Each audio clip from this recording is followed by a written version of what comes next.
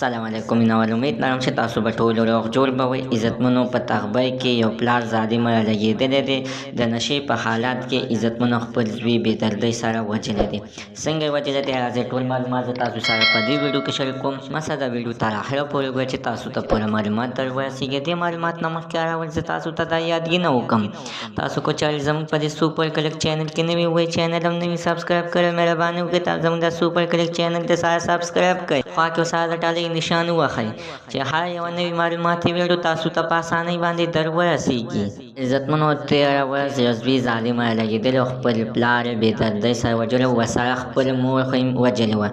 نن عزتمنو په تغبی کې ډېره افسوسناکه واقعه مخې ته راغلې ده چې پلار یې عزتمنو شپاړسم پاسم او عزتمنو پرنسپل هم د 19 ګریډ افسر هم لګېدلی. عزتمنو ده به د یو کال نه 15 کال نه به د عزتمنو یعنې د پوډرو نشه کوله چې نن سبا عزتمنو هغه بله مرداره نشه راوتې ده چې آیس ورته وایي. چې عزتمنو یو کال وشو چې دغه پلار به یې آیس شروع کړي او آیس یې څکل چې عزتمنو چې د یوه ورځ دغه شانتې په کور کې د خپلې ښځې سره جنګ جګړه راغلله.